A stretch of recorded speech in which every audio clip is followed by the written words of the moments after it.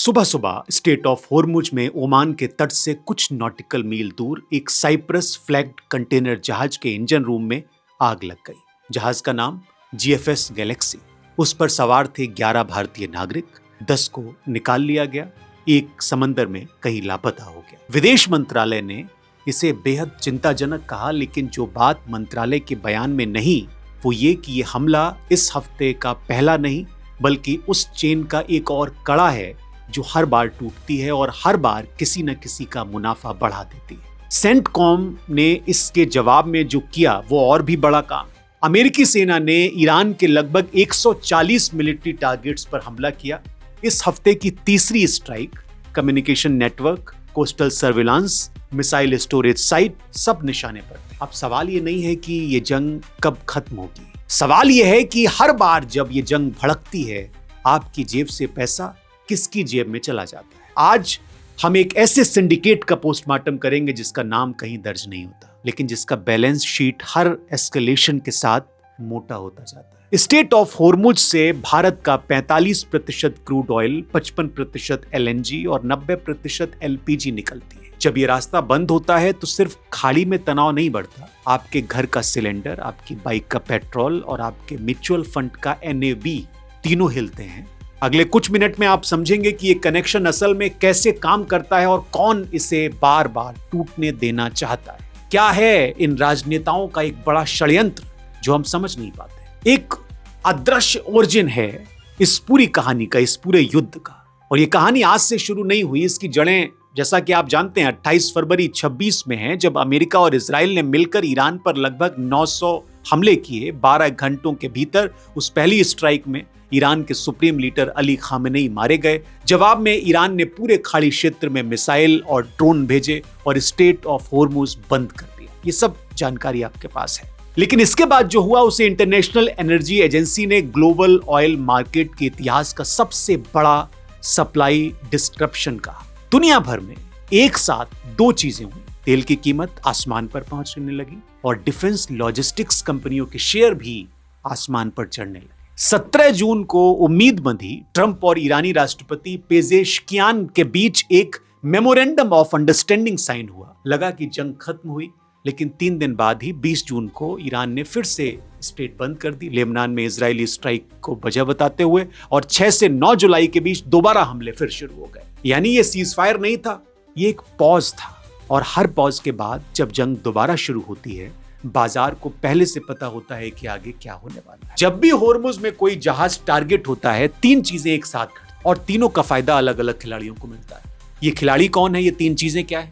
पहली, इंश्योरेंस, युद्ध जोखिम प्रीमियम, जो सामान्य दिनों में शिप की वैल्यू का 0.125% होता है, जो बढ़कर 0.2 से 0.4% तक पहुंच गया। एक बड़े ऑयल टैंकर के लिए इसका मतलब है कि सिर्फ एक ट्रिप के इंश्योरेंस में $2.5 लाख का इजाफा। ये पैसा सीधे इंश्योरेंस सिंडिकेट की जेब में जाता है, चाहे जहाज पर हमला हो या हमला ना हो। दूसरा, एनर्जी। जब सप्लाई डिस्टर्ब होती है, कीमतें बढ़ती हैं, लेकिन उत्पादक देशों और ट्रेडिंग हाउसेस का मुनाफा भी बढ़ता है। भारत में इसका उल्टा असर दिखता है। ऑयल मार्केटिंग कंपनियां रोज लगभग 1000 करोड़ रुपए का नुकसान झेल रही हैं, क्योंकि सरकार पंप पर कीमत कृत्रिम रूप से नीची रख रही है ताकि आम आदमी को झटका ना लगे। लेकिन ये दिखने वाला खेल है, इसका एक अदृश्य खेल भी है। और वो खेल ये है कि जब क्रूड ऑयल सस्ता हुआ तो इन ऑयल रिफाइनरियों ने आपका पेट्रोल सस्ता नहीं किया, उसकी कीमत उतनी ही रही।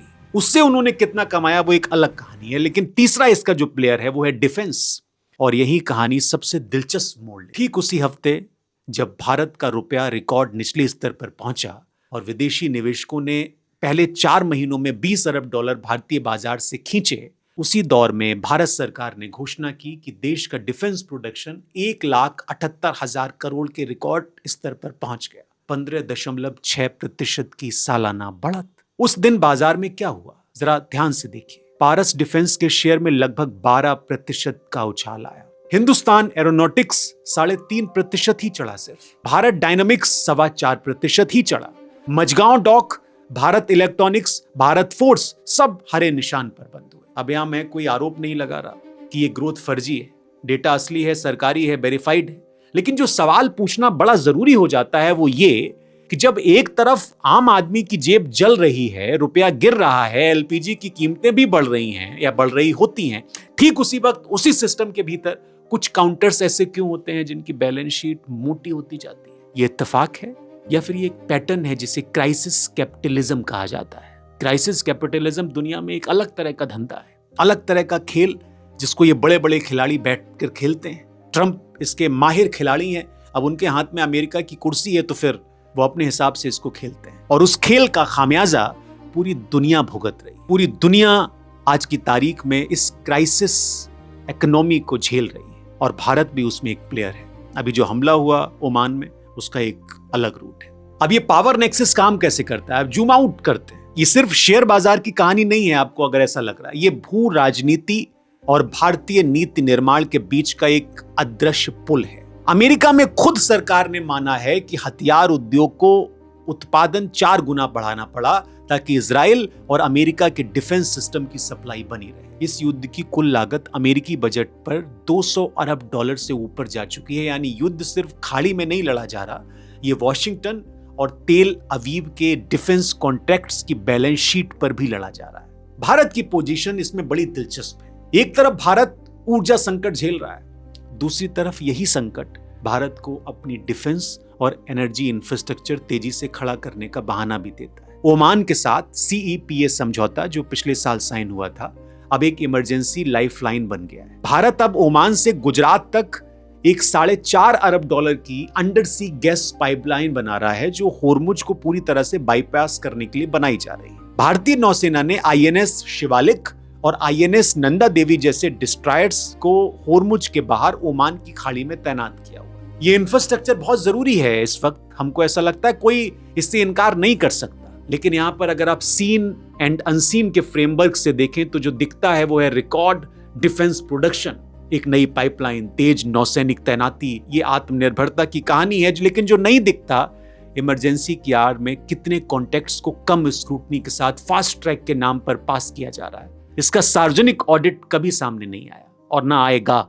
यही वो जगह है जहां जवाबदेही, अकाउंटेबिलिटी धुंधली पड़ जाती है। युद्ध की तात्कालिकता, संसदीय बहस और CAG ऑडिट की गति से हमेशा तेज चलती है। और यही गैप है जहां इमरजेंसी प्रोक्योरमेंट शब्द के पीछे बिना नाम लिए सवाल पूछने की जरूरत बनती है। किस कॉन्टेक्ट को कितनी स्क्रूटनी मिली, ये जानकारी RTI के जरिए मांगी जानी चाहिए, दावे के तौर पर नहीं, सवाल के तौर पर। लेकिन RTI पे नॉर्मल जानकारियां नहीं मिल रही हैं, तो ये जानकारी तो असंभव है। दूसरा पक्ष ये कहता है कि सबसे जो मजबूत दलील है, जो मैं अपने हर स्टोरी में देने की कोशिश करता हूं, दूसरा पक्ष तर्क देता है कि डिफेंस स्टॉक का चढ़ना प्रॉफिटरिंग नहीं है, बल्कि एक तार्किक बाजार प्रक्रिया है। जब भू राजनीतिक जोखिम बढ़ता है, हर सरकार अपनी सुरक्षा क्षमता बढ़ाती है। ये कोई साजिश नहीं है, ये बुनियादी अर्थशास्त्र है। भारत का डिफेंस प्रोडक्शन 10 साल की सतत नीति का नतीजा है, न कि किसी एक हफ्ते के संकट का।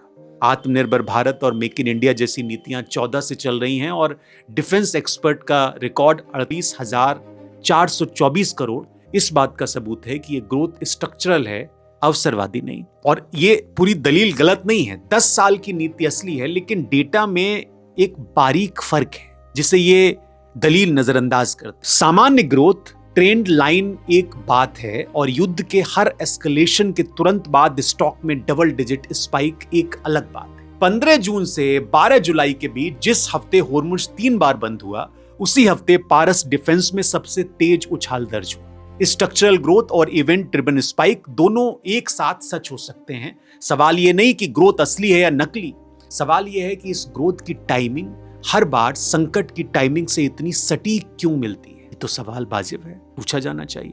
तो आखिर में सवाल यह नहीं है कि GFS गैलेक्सी पर हमला किसने किया या ईरान के 140 ठिकाने किसने तबाह किए। सवाल यह है कि जब समंदर में एक भारतीय अब भी लापता है, जब आपकी रसोई का सिलेंडर महंगा हो रहा है, जब आपका रुपया कमजोर हो रहा है, उसी वक्त उसी सिस्टम के भीतर किसी की बैलेंस शीट मोटी होती जा रही है लगातार।